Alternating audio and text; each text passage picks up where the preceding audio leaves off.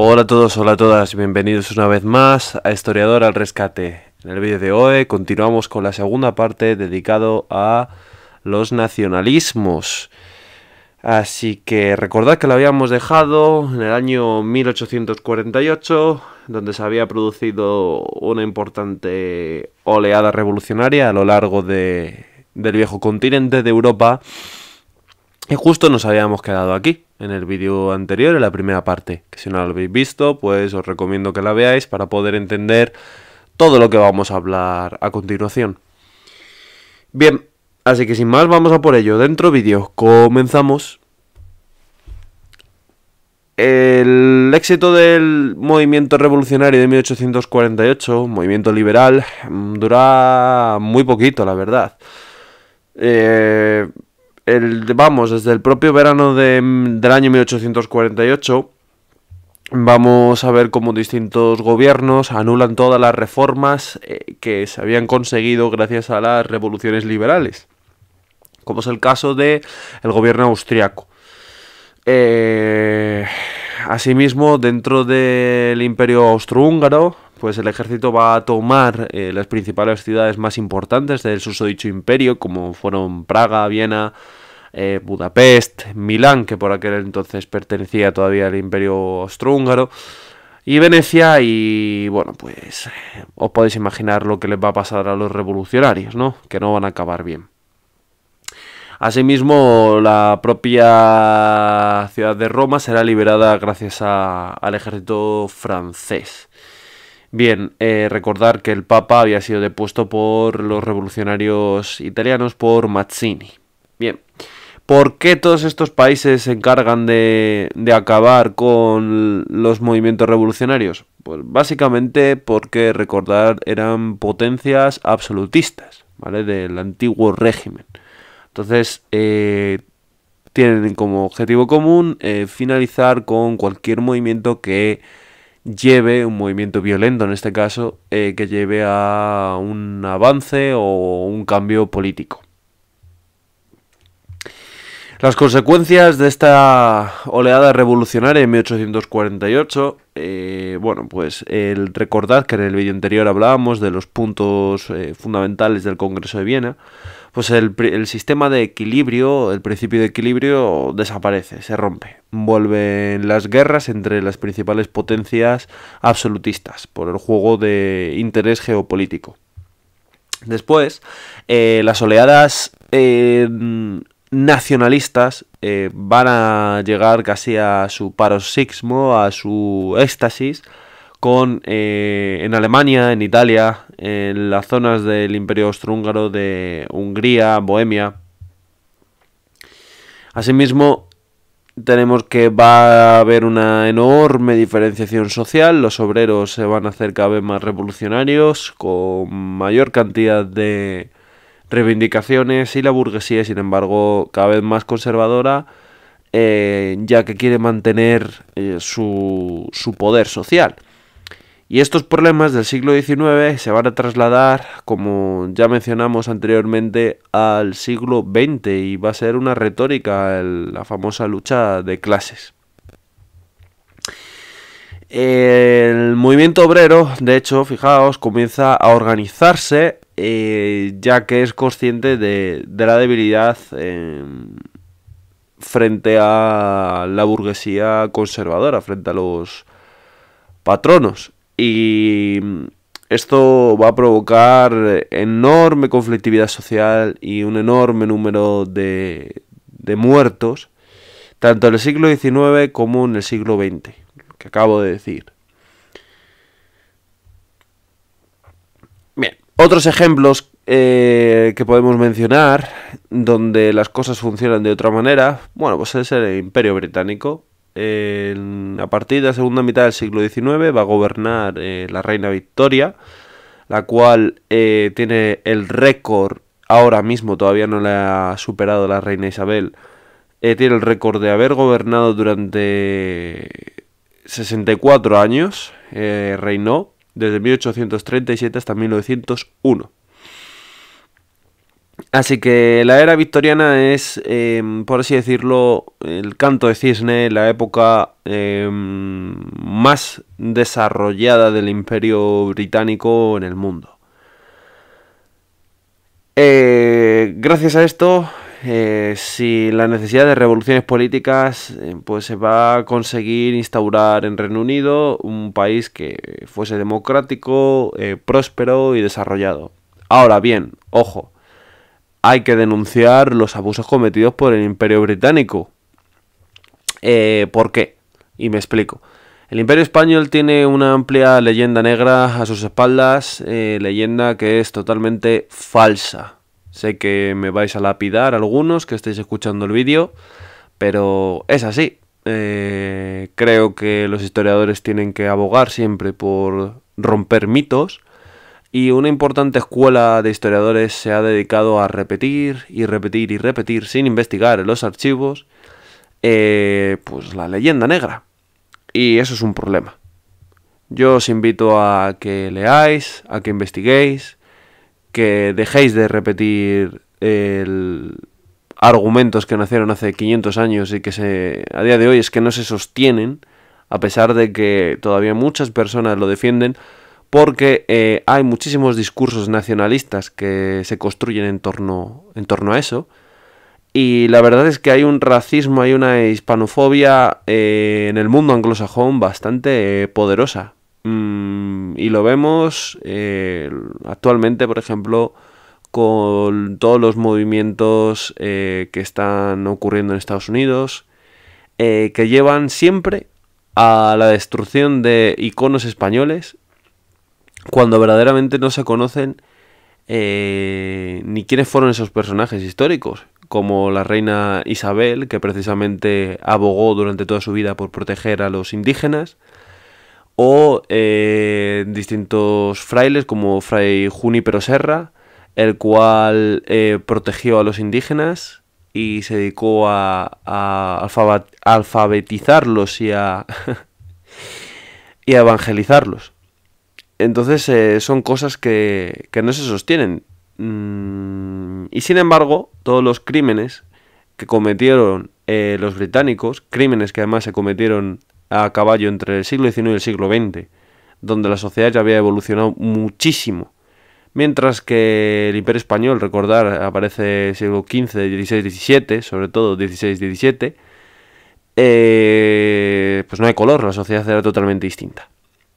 El Imperio Británico se va a dedicar a traficar con personas en las zonas de África, en la India, y va a construir un imperio a base de sangre y fuego, como también es cierto, no puede ser de otra manera. Los imperios se construyen así, por derecho de conquista. Entonces, muchas veces, intentando enmascarar lo que hicieron unos, carga las tintas contra los que hicieron otros. Y nosotros mismos, muchas veces los historiadores, compramos ese argumento sin clarificarlo y sin investigar, como es nuestra labor. Y salen libros, salen publicaciones que son verdaderas vergüenzas históricas, porque se basan en copia y pega de documentos que han hecho otros historiadores, y que si ese historiador, por lo que sea, pues se ha equivocado o su tesis se demuestra que es falsa, pues como no hay una investigación real, continúa esa mentira, emponzoñando verdaderamente lo que ocurrió. En cualquier caso, claro, Inglaterra es la potencia militar. Ningún imperio se sostiene si no tienen unas bases económicas fuertes y un ejército fuerte. Eso está claro. Y el Imperio Británico es un claro ejemplo. Tenía la flota más poderosa del mundo, tanto a nivel comercial como a nivel militar. Y bueno, pues yo me atrevería a decir que hasta la Primera Guerra Mundial el Imperio Británico va a ser la potencia más poderosa que hay en el mundo. Después de la Primera Guerra Mundial, donde ya se vio que estaba condenado a muerte el sistema imperialista británico, sobre todo gracias al auge de nuevas potencias como era el caso de, sobre todo, Estados Unidos. Pues a partir de ahí comienza su decadencia y ya con la Segunda Guerra Mundial y todo el proceso de descolonización pues acabará desapareciendo el Imperio Británico. Aunque no hay que olvidar que el Imperio Británico todavía a día de hoy tiene colonias. Por ejemplo, las Malvinas en Argentina o incluso Gibraltar. Gibraltar, por una resolución de la ONU en los años 50, se prohíbe a Reino Unido tener Gibraltar ya que es una colonia. El Reino Unido tiene Gibraltar debido al Tratado de Utrecht de 1713, el cual ha incumplido sistemáticamente porque en él solo se le da el peñón y sin embargo Gibraltar a día de hoy tienen aguas territoriales y más aguas que están ganando al mar, ¿no? Están ganando terreno al mar, así que están ampliando ilegalmente el terreno de Gibraltar. Y sin embargo aquí no ha pasado nada. Algunos podréis decir, entonces España con Ceuta y Melilla no es lo mismo. España con Ceuta y Melilla, con los reyes católicos, pues se conquistan esos territorios y se conquistan a las tribus que había en el norte de África, ya que el reino de Marruecos no existía. El reino de Marruecos es bastante más posterior. Así que no tiene ningún sentido histórico que Marruecos reclame Ceuta y Melilla, ¿vale? Solo por aclarar conceptos. Bien, la estabilidad política, recordad, de Gran Bretaña se basa sobre todo gracias al parlamentarismo, el sistema parlamentario que ya comentamos en vídeos anteriores. Está formada por dos cámaras, la Cámara de los Lores y la de los Comunes. Y dos partidos son los que representan prácticamente a casi toda la población. Sería el Partido Conservador y el Partido Liberal. El Partido Conservador serían los descendientes de los Tories y el Liberal de los Whigs del siglo XVIII. Y en estos momentos tendríamos que los principales líderes de ambos partidos serían Disraeli y Gladstone, ¿ok? En cuanto al sistema político, siguiendo, pues bueno, se van a introducir importantes reformas en la educación, en la justicia, en la sanidad. Claro, el dinero ahora mismo corre a raudales por el Reino Unido, por el Imperio Británico, sobre todo debido a que tienen grandes territorios conquistados militarmente. Su situación va a ser muy desarrollada, en cambio la de sus colonias pues no tanto. Se van a producir asimismo distintas reformas electorales, que las de 1832, 1867, 1885, y empiezan a ampliarse el derecho al voto, pues no solo a las clases más privilegiadas, sino también a aquellos que pagan un alquiler o incluso hasta los campesinos. Se va a crear también el Partido Laborista para que represente a la importante clase obrera que ha surgido en torno a las fábricas, en torno a la Revolución Industrial Inglesa.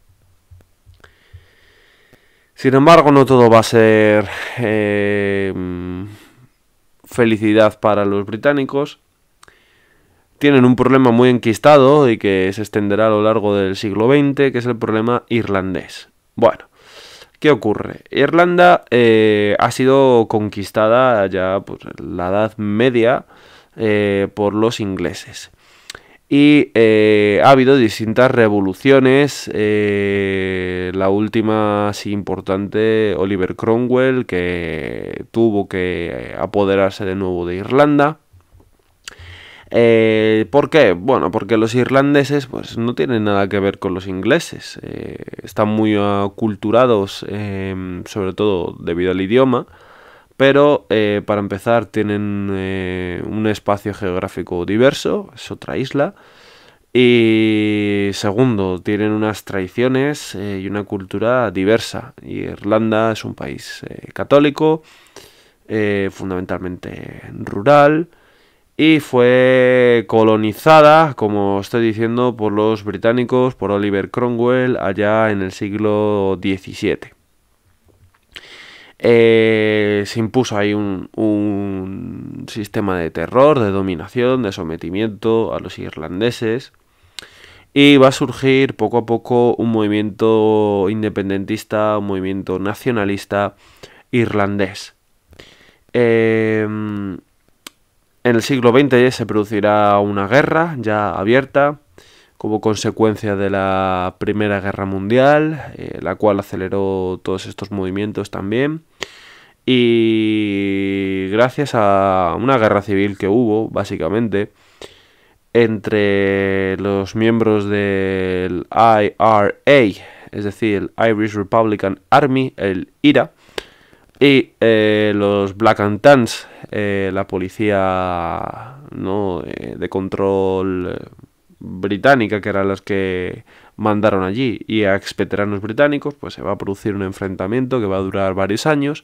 Y finalmente se llega a una situación en la que Gran Bretaña pues reconoce la independencia de Irlanda, salvo el norte, el cual vota para quedar o para permanecer al servicio de la corona británica.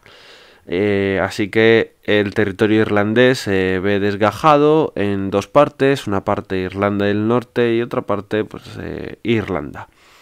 Claro, ¿qué va a ocurrir? Pues esto es otorgar una independencia a medias, obviamente. Y en esto los ingleses son especialistas. Cuando ellos se van de la India, que era la joya de la corona del Imperio Británico, debido a la participación de Gandhi, bueno, pues se van a ir tarde mal y de una manera muy desorganizada. De tal manera que desdibujan el Estado indio en una parte la cual es mayoritariamente musulmana y la otra parte que correspondería al Estado de la India, pues que es mayoritariamente hindú. Así que de esta manera el territorio del Pakistán, ¿no? Había mucha gente que era hindú.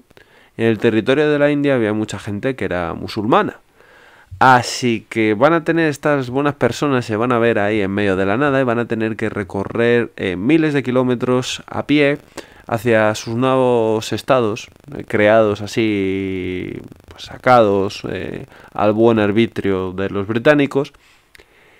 Y claro, pues mucha gente va a morir por el camino. Se estima que como consecuencia de todo esto, incluso hasta 1 millón de personas pudieron fallecer por el proceso de descolonización. Y sin embargo, esto no se comenta por parte de los historiadores, no se investiga.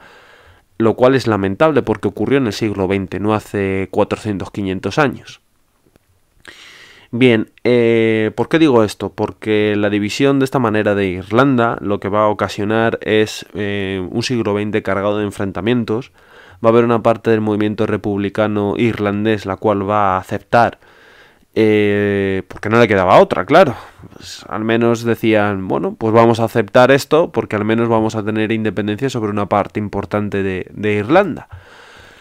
Y bueno, pues dejará la lucha armada. Y hay otra parte del IRA, o el IRA auténtico, el cual no se ve que sus demandas hayan, o no siente que sus demandas hayan sido satisfechas, así que van a continuar con la lucha armada, creando una organización terrorista del mismo nombre, IRA, y combatiendo con los ingleses de Irlanda del Norte durante gran parte del siglo XX, cometiendo atentados, los cuales, pues evidentemente, nadie puede defender que se pongan atentados, lógicamente. Eso desde luego. Pero lo que sí que podemos decir es que si se hubiesen hecho las cosas de otra manera, no se hubiese instaurado ese odio anti-irlandés, porque en Belfast la situación, la verdad, es que a los que eran católicos se les perseguía también, y se les ejecutaba. Pues se hubiesen paliado todo este daño, todo este dolor, para nada, porque el IRA, gracias a Dios, dejó de matar y a día de hoy pues está desarticulado. Bien. En cuanto a Francia, bueno, Francia va a pasar del Segundo Imperio hacia la Tercera República. Y en el siglo XIX hay que tener en cuenta, así en un pequeño croquis, la evolución política de Francia, la cual es un poco complicada.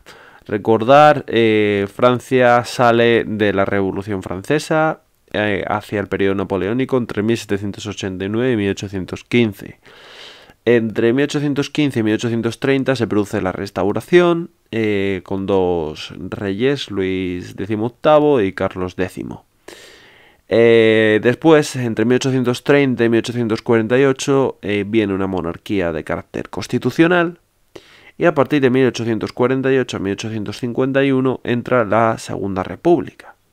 La Segunda República, pues tenemos de 1851 a 1870, aparece el Segundo Imperio, con Napoleón III, muy importante, y a partir de 1870, tras la guerra franco-prusiana, donde a Francia los alemanes le van a dar para el pelo, los prusianos, pues hasta 1940 se va a constituir la Tercera República Francesa. Bien, cuanto al Segundo Imperio. Bueno, pues tenemos Luis Napoleón, que es un descendiente de Napoleón Bonaparte. En diciembre de 1848 es elegido presidente de la República. Sin embargo, en 1841 da un golpe de Estado, así para no perder viejas tradiciones familiares, ya que recordar que Napoleón Bonaparte había hecho exactamente lo mismo, y se va a proclamar emperador. Bien, llamándose Napoleón III. Este periodo de tiempo es muy importante porque primero él se considera un revolucionario y uno de sus objetivos es restaurar la grandeza de Francia y como revolucionario defender esos movimientos nacionalistas y esas revoluciones liberales. Así que, por ejemplo, siguiendo esa línea, va a participar en la guerra de Crimea como un intento de devolverle la moneda a los rusos en la guerra napoleónica. Recordar que el papel de Rusia había sido muy importante para derrotar a Francia. Y junto con Gran Bretaña, sus antiguos enemigos, ya sabéis que los ingleses, lo hemos dicho, que su objetivo es crear una geopolítica, una geoestrategia de equilibrio en el continente europeo. Así que van a participar con ellos, ya que les da un poco igual si hoy somos amigos, mañana enemigos. No, aquí no hay lealtad, es geopolítica. Contra los rusos, ¿vale? Y esta guerra va a durar de 1854 a 1856. Después va a haber una guerra contra Austria. ¿Por qué? Pues precisamente porque Napoleón III defiende ese movimiento revolucionario que va a constituir la unificación de Italia en 1859. Y luego contra Prusia, que esta va a ser la guerra que le costará cara, ya que va a provocar pues la caída del propio Napoleón III. Así, Napoleón III va a comenzar una política imperialista y de intervención en otros territorios, no solo en Europa, sino por ejemplo en África, en la zona de Argelia y Senegal, en Asia, donde va a obligar a un país que es China, país milenario por supuesto, pero en estos momentos pues bastante saqueado por las potencias europeas, como viene siendo Francia y como viene siendo Gran Bretaña. De hecho, los ingleses llegaron a tener con China unas guerras por el control del opio. El opio es una droga, fijaos. Así que obliga a los chinos a que abran sus puertos para el comercio con los franceses. Y va a apoderarse de Vietnam, de Laos y Camboya para Francia. Bien, en México quiere imponer en México al emperador Maximiliano de Habsburgo, saltándose pues claramente cualquier tipo de opinión que pudiesen tener los mexicanos. Sin embargo, pues bueno, será derrotado y Maximiliano pues, acabará siendo fusilado, ¿vale? Como veis, estas intervenciones coloniales, que esto sí que se puede llamar intervenciones coloniales, pues la verdad es que son como poco estudiadas en comparación con toda la campaña orquestada en contra del Imperio Español. Pero bueno, no me voy a repetir. Es en estos momentos también cuando nacerá la Legión Extranjera Francesa y bueno, es un cuerpo de militar muy importante, el cual todavía funciona a día de hoy y que está creado con la idea de mandar a soldados extranjeros a estas guerras de Francia. Perdonad. Bien.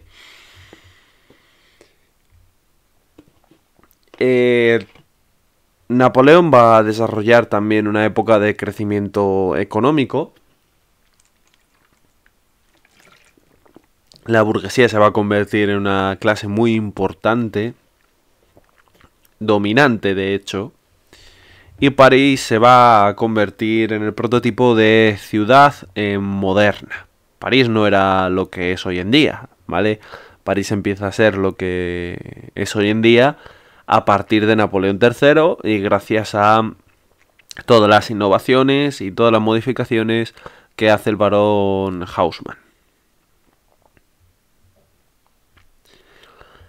Asimismo, Napoleón III trata de pues, llevar a cabo medidas de tipo autoritario con medidas de tipo democráticas, una especie de mezcla un tanto complicada. Por ejemplo, va a mantener el sufragio universal masculino, pero le va a recortar funciones. Va a establecer un senado, el cual está constituido por miembros que han sido elegidos por el emperador, con un carácter vitalicio. Va a utilizar el sistema de plebiscito, el cual se basa en consultar directamente a los ciudadanos, para aumentar su poder aún más todavía. Asimismo, se le reconoce un uso muy directo de la propaganda para manipular a la gente y que le apoyasen, claro. Ningún dictador, si no tiene un apoyo popular, se mantiene mucho tiempo en el poder. Eso tenerlo claro. Y con este sistema, pues logró un amplio apoyo por parte de las masas populares.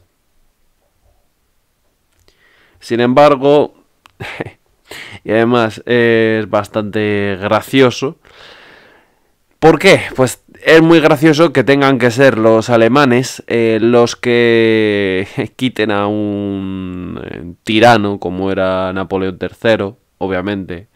Le quiten y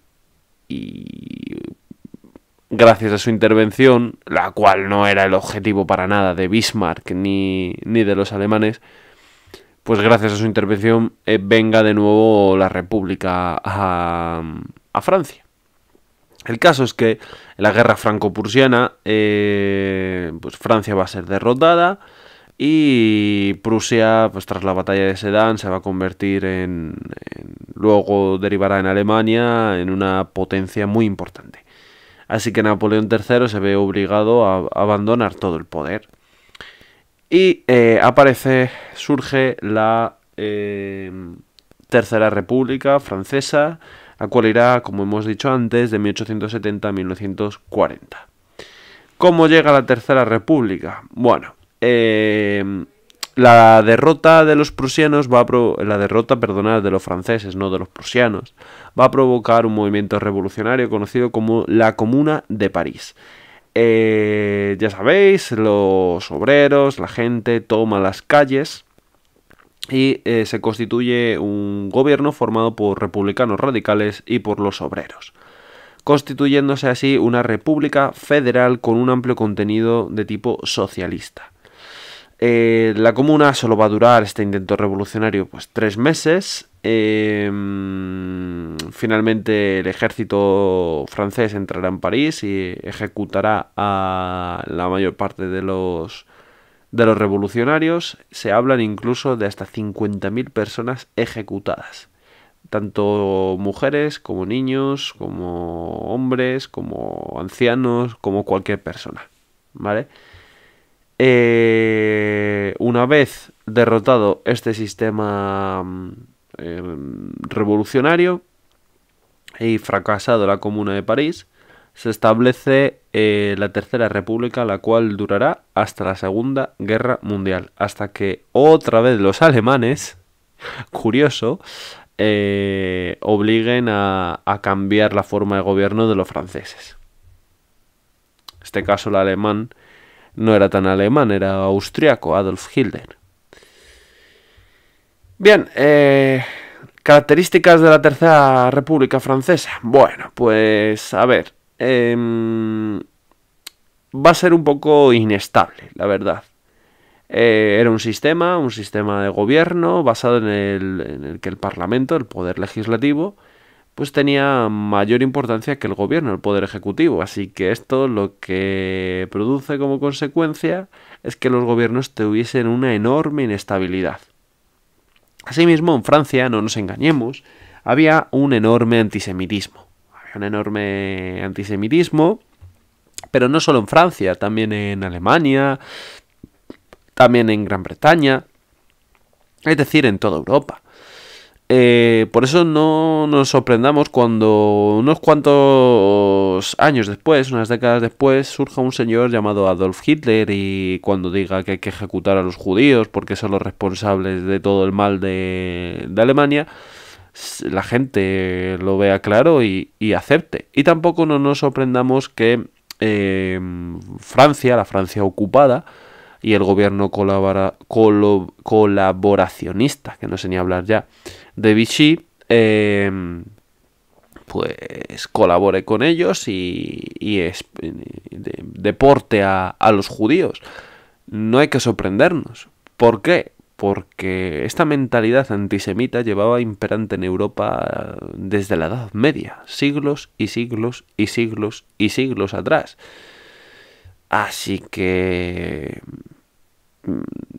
al final Hitler fue el producto de una sociedad con una mentalidad en gran parte racista y enferma. ¿Qué pasa? Que aceptar eso es bastante duro porque supone una culpa colectiva muy alta. Así que es mucho mejor, mucho más simple para la mente humana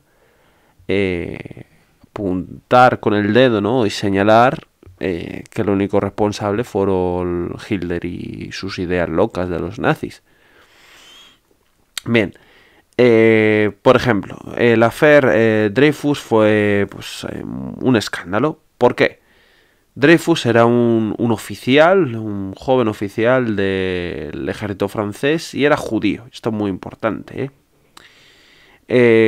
Y fue acusado sin ningún tipo de prueba, y las pruebas que se llevan a cabo son falsas, y todo el mundo lo sabía que eran pruebas falsas, de ser un espía al servicio de Alemania. Bueno, fue condenado, fue encarcelado, y al final la prensa francesa va a apoyar a Dreyfus, puesto que entienden que se trata de unas acusaciones totalmente falsas. Incluso el famoso escritor Émile Zola lleva un artículo llamado Yo acuso, criticando todo lo que le ha ocurrido a Dreyfus. Finalmente Dreyfus acabaría siendo liberado, pero claro, su carrera militar ya estaba truncada.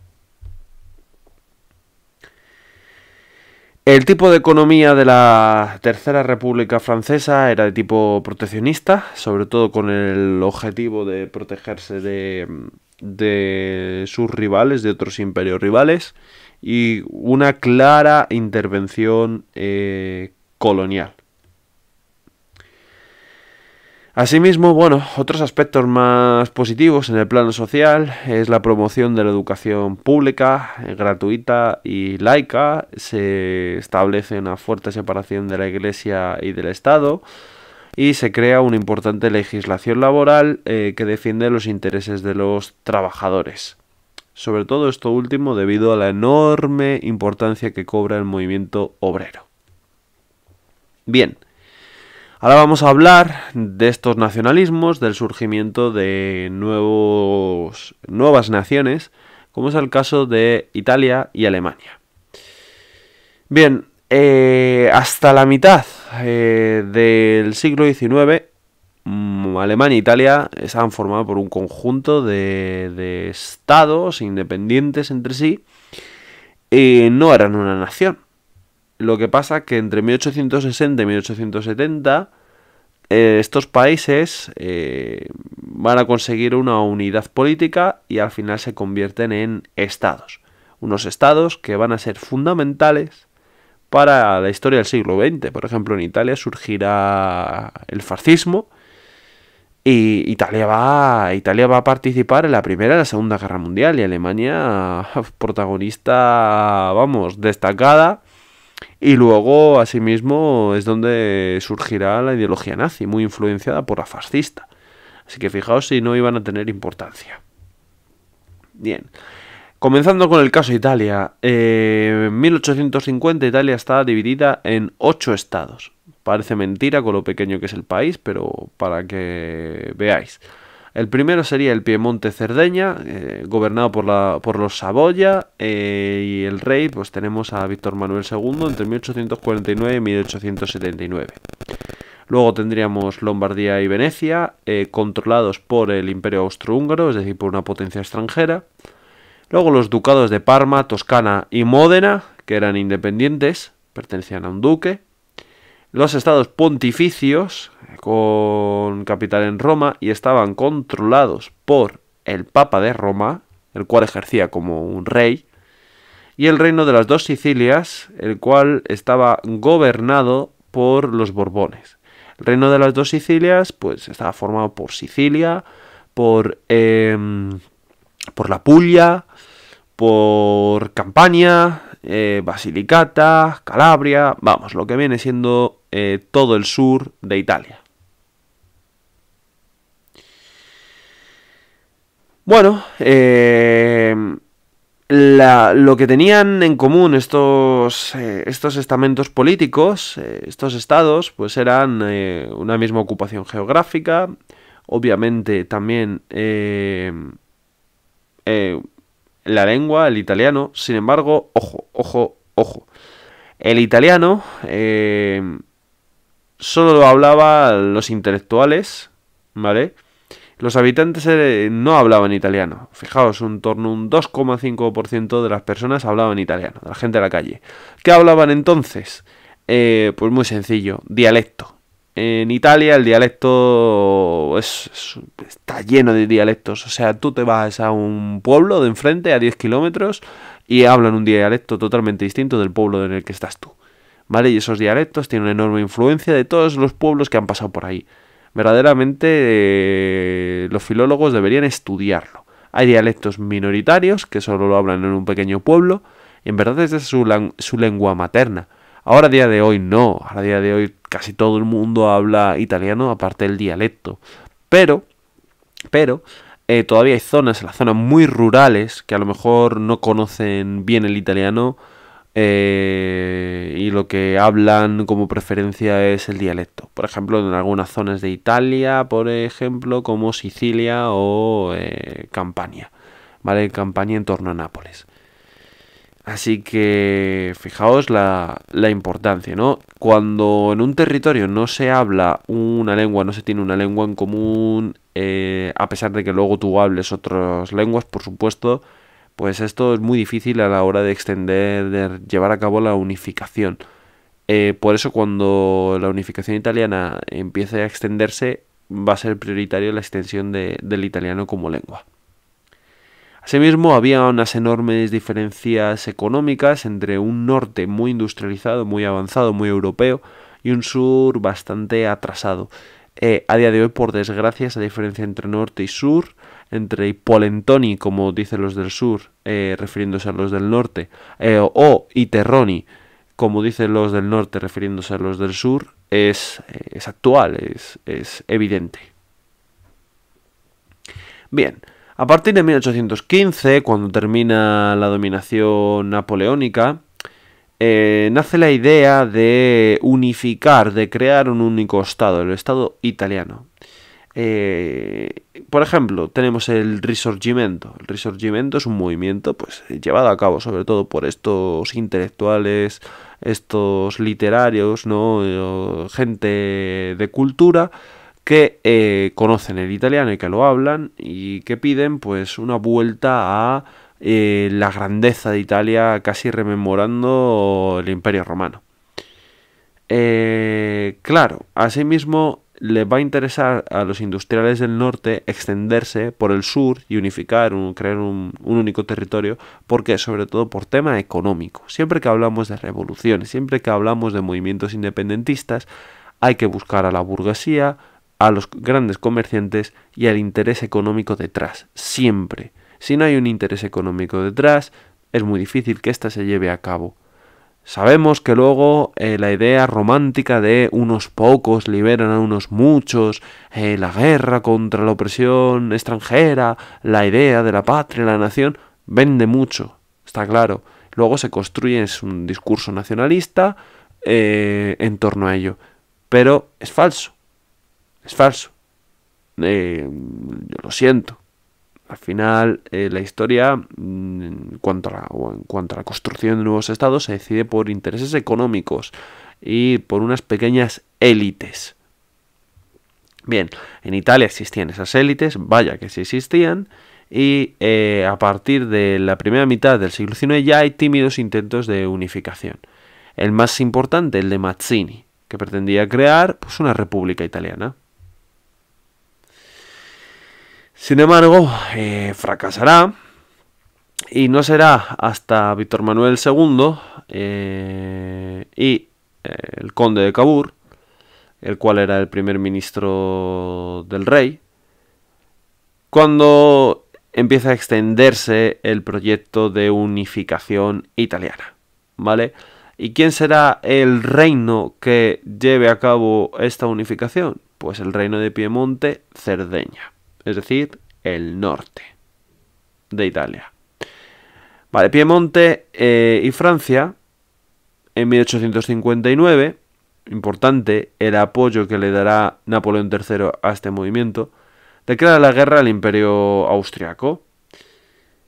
Tras la batalla de Solferino, Lombardía, que es la zona de Milán, pues va a pasar al reino de Piemonte-Cerdeña. Así que gran parte del norte queda conquistado por este reino.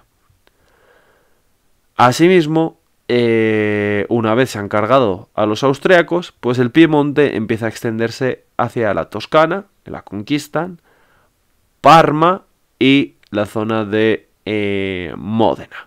Así que se apoderan de todo ese territorio. Poco a poco van extendiéndose hasta cumplir su ideología de unificación de todo el territorio italiano. El siguiente paso, ¿cuál es? El reino de las dos Sicilias. El reino de las dos Sicilias ocupaba todo el sur de Italia, incluyendo Sicilia. Así que esta incorporación va a venir acá a manos de un revolucionario conocido como Giuseppe Garibaldi, quien al frente de I Mille, los 1000 camisas rojas, van a ir liberando el territorio. Bueno, vamos a ver. Esto es una polémica fuertísima. ¿Cómo es posible que 1000 soldados consigan acabar con todo el reino de las dos Sicilias? Pues hombre,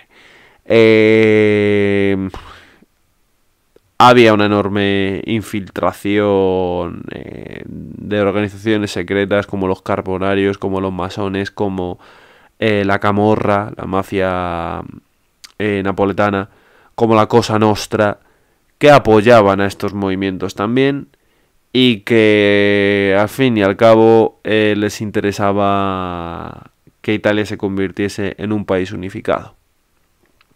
Así que poco a poco vemos que se va a ir labrando la unificación italiana. En 1866 los italianos van a aprovechar la guerra entre Prusia y Austria, que Prusia estaba intentando hacer su unificación o conquista de todos los territorios alemanes. Así que esto es aprovechado por Italia para incorporarse Venecia. Claro, tenemos también que Roma constituye un problema, porque Roma, pues hombre, pues mueve el catolicismo a nivel mundial, sobre todo en Francia, y claro, son los estados pontificios. Así que no tiene el apoyo. ¿Qué va a hacer? Pues va a hacer que Francia no apoye a Italia, a Víctor Manuel II, porque claro, puede tener un grave problema en caso de apoyar a los italianos. Y finalmente, pues bueno, pues, le va a venir Dios a ver, nunca mejor dicho, a Víctor Manuel II, porque en 1870, recordar que Napoleón III tenía sus propios problemas con los prusianos, así que aprovechando este vacío de poder, Víctor Manuel II pues va a ocupar Roma y la va a convertir en la capital de Italia, trasladando la capital de la zona de Turín, pues pasando a Roma, en la cual se encuentra actualmente. Bueno, como curiosidad, en 1863 se fundará el Comité Internacional de la Cruz Roja, sobre todo a consecuencia de la batalla de Solferino, ¿vale? Y fue creado por un señor conocido como Jean-Henri Dunant. Bien, y así acabó la unificación italiana, un proceso que la verdad todavía se sigue haciendo. Es un país muy joven, a pesar de que tiene una larga historia, pero como país es bien joven y no se hizo del todo bien, porque todavía en Italia, en el sur, hay una enorme pobreza y hay un estado, como diría en italiano, uno stato che non c'è. Es decir, un estado que no está, que no existe, y muchas veces la gente tiene que, pues cae en manos de las organizaciones criminales, las cuales están muy presentes, como Cosa Nostra, la 'Ndrangheta Camorra o en Puglia la Sacra Corona Unita. Bien, cambiando de escenario, yendo a la unificación de Alemania, en 1815 aparecen los primeros intentos, como en la Confederación Germánica, la cual estaba constituida por 30 estados. Bueno, en la Edad Media podríamos hablar incluso del Sacro Imperio Romano Germánico. Así que tenía una larga y dilatada trayectoria histórica de estar formado por distintos microestados, todos los estados que hablaban en alemán. El reino más importante, el de Prusia, va a ser el que el que impulse esta unificación alemana. En 1848 hay un intento de unidad política en el Parlamento de Frankfurt, pero es un fracaso, ya que ni Austria ni Prusia lo apoyan. Sin embargo, en 1834 se crea la Unión Aduanera, la Zollverein, y sirve para crear un mercado alemán único, ¿no? Como una especie de mercado europeo, ¿no? Pero mercado alemán. Y el objetivo era proteger el mercado alemán de las competencias extranjeras. Así que poco a poco empiezan a surgir movimientos de unidad, los cuales, unidos al contexto histórico de las revoluciones liberales, junto con el auge del nacionalismo por las ideas del romanticismo, van a ayudar a que se vayan fraguando. En 1861 subirá al trono de Prusia Guillermo I, y muy importante, el padre de la unificación alemana va a ser Otto von Bismarck. Estos dos hombres van a ser los que impulsen la unificación alemana, la cual va a tener lugar entre 1862 y 1870. El objetivo de Bismarck, del canciller, ¿vale?, es realizar la unificación alemana en beneficio a Prusia y excluir para ello a Austria, cual era un imperio y ya tenía suficiente. con ser un imperio. La unificación alemana no es una unificación pacífica, como estamos viendo, la unificación italiana tampoco lo fue. Va a declarar la guerra primero a Dinamarca en 1864, la cual va a derrotar, por supuesto. Luego a Austria en 1866, la cual va a derrotar. Y la guerra contra Francia en 1870-1871, la cual va a palizar. No a derrotar, sino a palizar. Bien, la guerra contra Dinamarca en 1864 estalla por el control de los territorios de los ducados de Schleswig-Holstein, que Prusia se quiere incorporar y los cuales se va a incorporar, ¿vale? Después tenemos la guerra contra Austria en 1866. Bueno, pues va a ganar terreno a los austriacos, sobre todo les derrota en la batalla de Sadova. Finalmente, Austria en la paz de Praga, aparte de perder territorios, pues va a reconocer al futuro Estado alemán. Así que le va a dar un reconocimiento de tipo internacional. Y en 1867 se organiza la Confederación de Alemania del Norte, la cual engloba a 23 estados bajo el mandato de los prusianos. La guerra contra Francia. Bueno, pues la guerra contra Francia, Napoleón III, la verdad que empieza a tener miedo de las fronteras del norte, ya que se da cuenta del enorme poder que está tomando este nuevo estado, ¿no?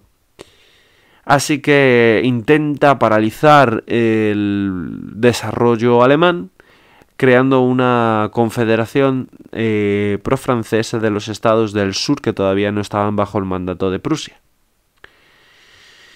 Bien, asimismo también un motivo de conflicto muy importante es debido a la candidatura de un Hohenzoller, que es la dinastía que gobierna Prusia, a ocupar el trono de España, el cual se había quedado vacante tras la expulsión de la reina Isabel II. Bueno, así estalla la guerra, ¿vale? Y la verdad es que va a ser un paseo militar de los prusianos, cuyo ejército está mucho más avanzado militarmente y tecnológicamente hablando, y les derrota en la batalla de Sedan. Los prusianos van a incorporar de esta manera lo que viene siendo Alsacia y Lorena, territorios franceses que luego serán clave para justificar ese resquemor francés frente a los alemanes en la Primera Guerra Mundial y esa beligerancia antialemana. Y asimismo se constituye el Segundo Reich alemán en el Salón de los Espejos del Palacio de Versalles. Y Francia es obligada a pagar, no solo a ceder a Alsacia y Lorena, sino a pagar importantes compensaciones de guerra a Alemania. Así que Francia va a sufrir una enorme humillación. Como curiosidad, la esposa de Napoleón III era María Eugenia de Montijo.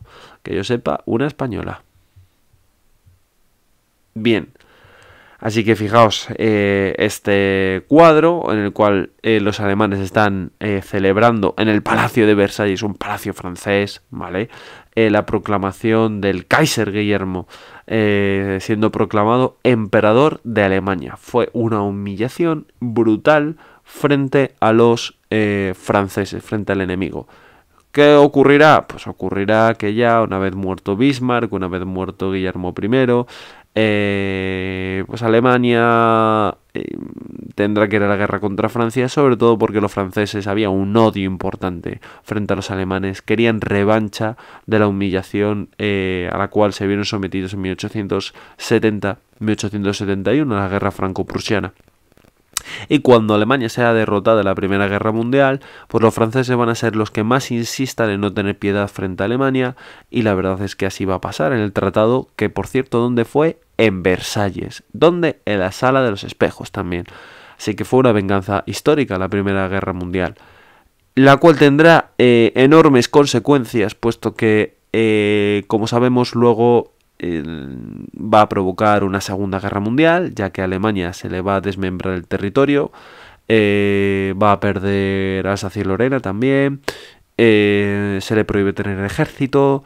Se les impone unas enormes imposiciones de guerra, de impuestos de guerra, compensaciones a la Primera Guerra Mundial. Se ve una nación humillada, ¿vale? Y asimismo se depone al Kaiser y se deja a Alemania pues al arbitrio prácticamente de un movimiento revolucionario que, si no hubiese sido por los Freikorps, no hubiese, por los Freikorps, los veteranos, ¿vale?, de la Primera Guerra Mundial, pues Alemania a lo mejor hubiese caído bajo las garras del comunismo.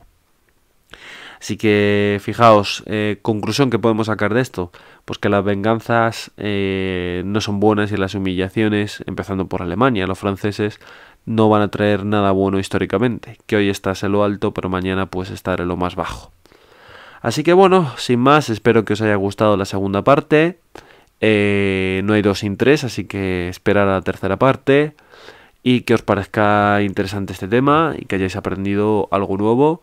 Estamos hablando de historia contemporánea, la cual influye de una manera más directa sobre nuestra historia actual. Y creo que comprendiendo esto podemos entender muchas de las cosas que pasan en el presente. Así que sin más, yo ya me retiro. Como siempre os digo, que seáis buenos y seáis felices. Chao.